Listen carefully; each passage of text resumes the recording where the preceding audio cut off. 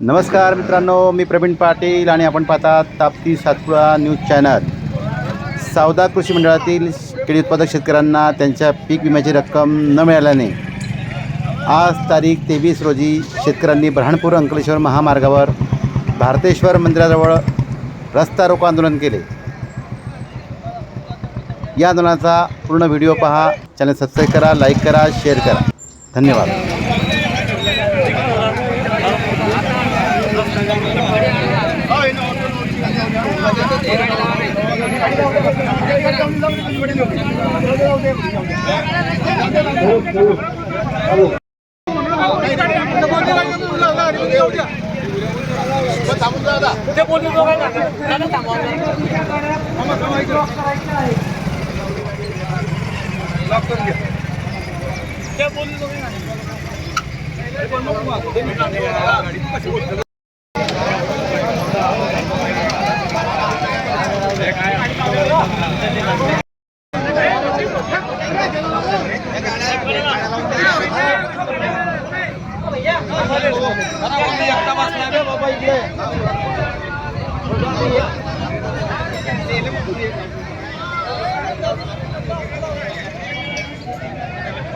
Hello, आडव्या गाड्या लावा आणि सगळे शेतकऱ्यांनी इकडे बघा, सगळ्या गाड्या आडव्या झालेल्या आहेत। हॅलो हॅलो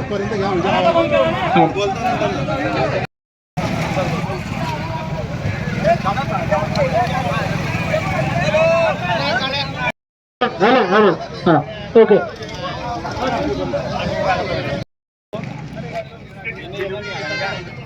अरे मारे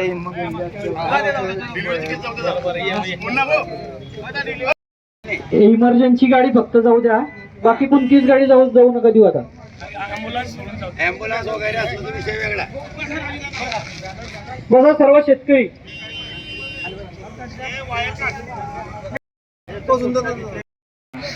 शेतकऱ्यांना मी विनंती करतोय की त्यांनी आपल्या इथं मनोगत व्यक्त करावं। मंडळातील तसेच आपल्या परिसरातील केळी उत्पादक पीक विमा धारक शेतकरी हे जवळपास 3 महिन्यापासून आपण सर्वजण या ठिकाणी भांडतोय। आपण सर्व आमदार असतील, खासदार असतील, मंत्री असतील यांच्यापर्यंत आपण जाऊन शेतकरी प्रतिनिधी म्हणून त्या ठिकाणी जाऊन सर्व शेतकऱ्यांनी त्या ठिकाणी विविध प्रकारचे निवेदन दिले, विविध प्रकारच्या बैठका झाल्या। गेल्या 3 महिन्यामध्ये हे सर्व या ठिकाणी करत असताना सावदा मंडळातील पीक विमा केळी उत्पादकांचा विम्याचे पैसे, हक्काचे पैसे या ठिकाणी आपल्याला आजपर्यंत मिळाले नाहीये।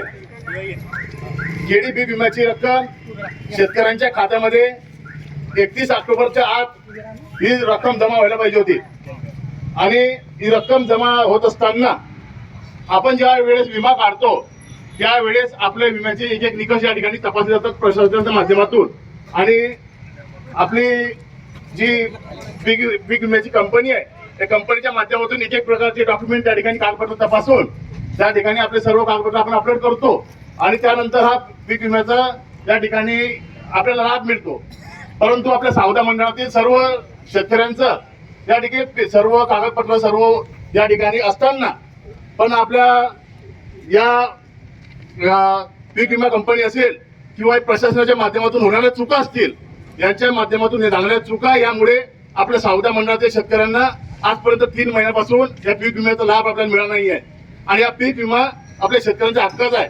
आपण पाहतोय 44च्या वर या ठिकाणी आपलं टेम्परेचर या ठिकाणी उन्हाळ्याचं गेलं, त्यानंतर 8 डिग्रीच्या आत या ठिकाणी थंडी या ठिकाणी 8 डिग्रीच्या खाली या ठिकाणी आलेली होती।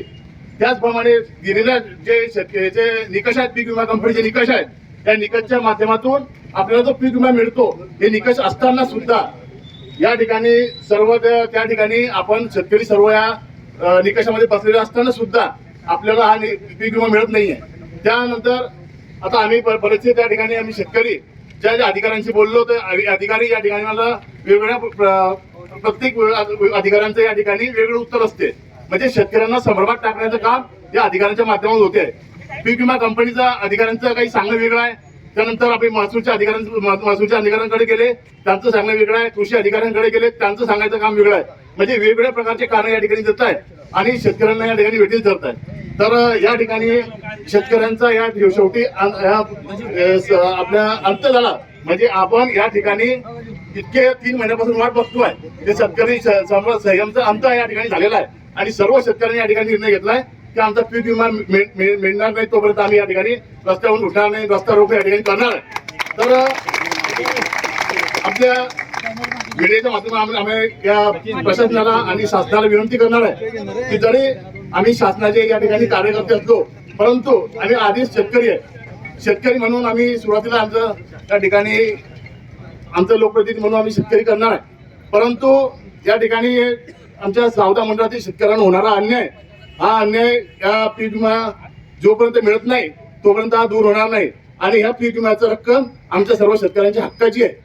ही आम्ही काही कोणाकडून जबरदस्ती मागत नाहीये, ही आमच्या हक्काची रक्कम आहे।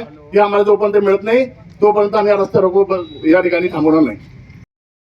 नाही कुणाच्या बापाचा, आमच्या हक्काचा नाही कुणाच्या बापाचा, पण घेतल्याशिवाय जाणार नाही। सन 2024 फळ पीक विमा आपल्या रावेर तालुक्यामध्ये 9 मंडळ आहेत, 9 सर्कल, 9 सर्कलपैकी 8 सर्कल, 8 मंडळांचे पैसे जवळजवळ 3 ते 4 महिने झाले पडून आहे। सगळ्यांच्या शेतकऱ्यांच्या, बाकीच्या शेतकऱ्यांच्या खात्यात पैसे पडले। फक्त सावदा मंडळ असं एक मंडळ आहे की त्या मंडळाला आज 4 महिने झाले। शासनाचा नियम आहे की 31 जुलैपर्यंत थंडी आणि उन्हाचे पैसे विम्याचे हे 31 जुलैपर्यंत पीक विम्याची मुदत संपत असते। 31 जुलै नंतर शासनाच्या नियमानुसार 15 सप्टेंबरपर्यंत शासनाने शेतकऱ्याच्या खात्यात ते पैसे टाकले पाहिजे।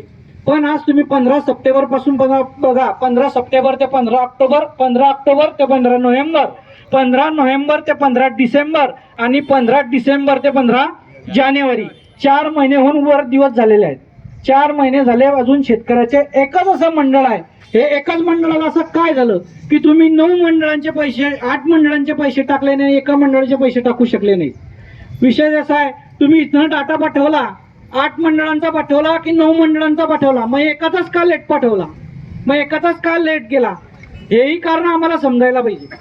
जर इथून तुम्ही स्कायमॅट कंपनी तुमचा डाटा पाठवते तर पूर्ण रावेर तालुक्याचा इथून तुम्ही डाटा पाठवत असाल ना, की 7 मंडळांचा पाठवला आणि 2 मंडळ मागे राहू दिले, 8 मंडळांचा दिला आणि 1 मंडळ मागे का राहिलं पाहिजे।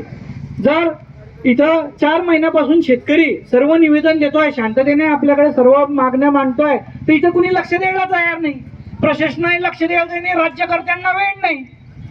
मग या शेतकऱ्यांची दातपुकार कोण देणार आहे? जर राज्यकर्त्यांना वेळ नसेल तर मग शेतकऱ्यांनी काय करावं लागणार आहे? शेतकऱ्याला शेवटी रस्त्यावरच यावं लागणार आहे ना। आणि यापुढेही सांगतो सर्व शेतकऱ्यांच्या समोर आणि प्रशासनासमोर, जर आज आम्ही इथे बसलोय आणि याच्यावर जर तुम्ही काही कारवाई नाही केली 8 ते 10 दिवसांमध्ये तर आम्ही तहसील ऑफिसला उपोषणाला बसणारच आहोत। पण सर्व परिवारासकट आणि आमच्या केळीच्या सगळ्या साधनांसकट तुमच्या तहसील ऑफिसला येऊ आणि तुमच्या सगळ्या तहसील ऑफिसमध्ये केळीचे खांब असतील, केळीचे कंबळ असतील, केळीचे पिलं घालू, हे सगळ्यांना सांगतोय, सगळ्या शेतकऱ्यांना सांगतोय।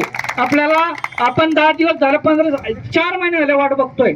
शेतकऱ्यांचं पुढचं नियोजन असतं, 8 मंडळाचे पैसे पडले आणि एका मंडळाचे पैसे पडत नाहीये। आज 1622 शेतकरी वंचित आहे यापासून। आज जवळजवळ याची रक्कम बघितली, सगळं फक्त आम्हाला रक्कम सांगतात। तालुका कृषी अधिकाऱ्यांकडे गेलो, जिल्हा कृषी अधिकाऱ्यांकडे गेलो, हा तुमची इतकी कोटी पूर्ण जिल्ह्याचे एवढे बाकी आहे, ते प्रोसिजर झाली आहे, ते आता 4 दिवसात पैसे पडतील, 8 दिवसात पैसे पडतील। आम्हालाही समजतंय पैसे 100% पडणार आहे, कारण ती पोर्टलवरती दिसतंय, पोर्टलवरती दिसत होतं, पोर्टलवरती तारीख होती, पण ती आता तारीख पण काढून टाकलेली, 8 दिवस झाले, ते तारीख पण दिसत नाहीये पोर्टलवरची। आता हे कधीपर्यंत चालणार? आता जर तुम्ही यावर दखल नाही घेतली तर आम्ही यापेक्षा तीव्र आंदोलन यापुढे छेडणार आहे। कृपया प्रशासनाचं लक्ष आमच्याकडे वेधलं जावं म्हणून आम्ही आज रस्ता रोको करतोय। यापेक्षा पुढे सर्व तालुक्याला सांगतोय, हे फक्त एक मंडळ राहिलंय, पूर्ण तालुक्याला याच्यापेक्षा खूप मोठं सहन करावं लागणार आहे। कारण पुढचं सांगतोय, या पुढचे विमे सगळे जिओ टॅगिंग करायला लोक येतात की नाही? या वर्षी आले का? मग तुम्ही काय, तुम्हाला माहितीच नाहीये। या वर्षी 1 लाख शेतकऱ्यांनी पीक विम्यात सहभाग घेतलेला आहे. 1 लाख लोकांचा जिओ टॅग आता केव्हा होणार? आता किती उशीर झाला? त्यात कंपनी चुकी आहे, आपली शेतकरी चुकी नाही. शेतकऱ्यांची चुकी नाही आहे, पण कंपनी असं करते भाऊ की जिओ टॅग न करता वरून MR सॅगने ते सगळ्या शेतकऱ्यांची MR सॅगने डाटा घेणार आहे. मागच्याच वेळेस आपल्याकडे असा प्रॉब्लेम झालाय की ज्याच्या शेतामध्ये किडी होती त्याला MR सॅगने खाली दाखवलं आणि ज्याचं खाली होतं त्याला किडी दाखवली. ते तंतोतंत MR सॅगचा लागू होत नाही वरून. त्यात एवढी ही नाहीये, अॅक्युरेसी नाहीये. विम्याच्या नियमानुसार आपण जो पीक विमा भरतो त्या नियमानुसार स्पॉटवर जाऊन फील्ड व्हिजिट करूनच त्यांनी त्या ठिकाणी निकष केला. आज तुमच्या सर्वांच्या माध्यमातून हा दुसरा विषय आहे आपला की सगळ्यांनी जिओ टॅग करून आमचं जिओ टॅग तुम्ही करून घ्या, शेतावरती या बघा. आता तुम्हाला सांगतो भाऊ, आपल्या शेतामध्ये एका शेतकऱ्याची काल परवा बिजवाई खोदली गेली, किशोर पाटलांची. त्यांनी केडीचा पीक विमा काढलाय, तिथं बिजवाई खोदली गेली. हे जर उद्या MR सॅगने बघेल त्यांना तिथे काय दिसणार आहे? मी स्वतः माझा कांदेबाग होता, कांदेबाग 11 महिन्याच्या आत बगीचा खाली होता. 10 महिन्यात केळी संपत्ती आता. आता काही शेतकरी आघात आपल्याकडे लागवडी करतात. फेब्रुवारीचं नियोजन आहे, संपल्या. शेती खाली आहे, तिथं आता आपली केळी लागणार आहे. हा, आज जर त्यांनी वरून MR सॅगचा डाटा घेऊन घेतला तर करणार आहे तिथे येईल का? हा एक दुसरा विषय आहे की हे जे कंपनीवाले आहेत, कंपनी प्रतिनिधी जे आले आहेत का सर येत आहे, तर त्यांच्याशी आपण इथं बोलावं लागेल, कारण तो एक महत्वाचा विषय आहे. गाड्या पास होत आहे भाऊ. आज जे शेतकरी बांधव या ठिकाणी उपस्थित झालेले आहेत, सर्व शेतकरी बांधवांच्या माध्यमातून या ठिकाणी रस्ता रोको आंदोलन सुरू आहे. आणि ह्या रस्त्याचा जे वापर करणारे लोक आहेत यांना जो त्रास होतो आहे, मी त्या त्रासाबद्दल सर्व शेतकऱ्यांच्या वतीने त्यांची मनापासून दिलगिरी व्यक्त करतो. तुम्ही जरा या शेतकऱ्यांच्या भावना समजून घ्या. आज आम्ही शेतकरी रस्त्यावरती बसलेलो आहे. आमचं काही दुःख असेल, हे दुःख व्यक्त करण्यासाठी आम्ही या रस्त्यावरती बसलेलो आहे. आपल्याला त्रास देण्यासाठी आम्ही कोणत्याही प्रकारे इथे बसलेलो नाही.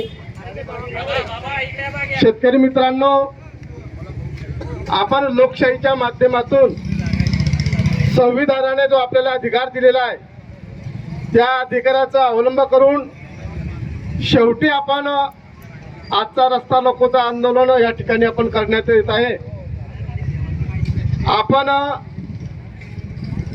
शेतकऱ्यांच्या वतीने सर्वप्रथम आपण आपले जे लोकप्रतिनिधी आहे यांच्यापर्यंत आपला पीक विम्याचा पडताळा न मिळाल्याबद्दल आपल्या भावना कळवल्या.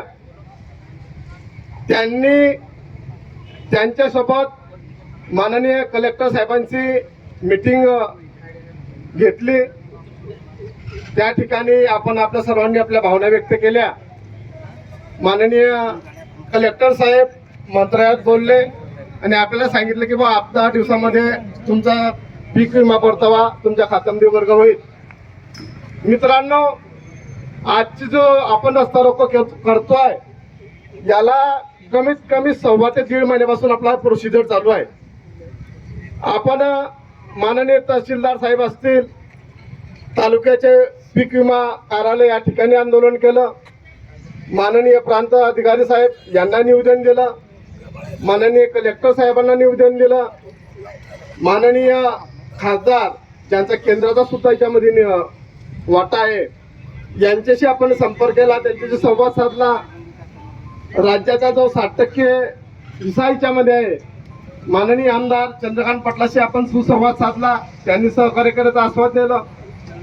सर्व शेतकरी आपण आज लावून बसलो होतो की मी 8 दिवस 15 दिवस किंवा महिन्यामध्ये आपल्याला आपला परतावा, हक्काचा परतावा या ठिकाणी आपल्याला मिळणार आहे. परंतु आपल्याला सर्वांना निराशा आली मित्रांनो. आणि आजचं आंदोलन आपण राजकीय मतभेद बाजूला ठेवून सर्व शेतकरी आपण एकत्र म्हणून शेतकरी म्हणून आपण या ठिकाणी एकत्र आलो आहे मित्रांनो. सरकार आपल्याला परतावा देणार आहे म्हणजे आपल्यावर उपकार करणार आहे का? हक्काचे पैसे.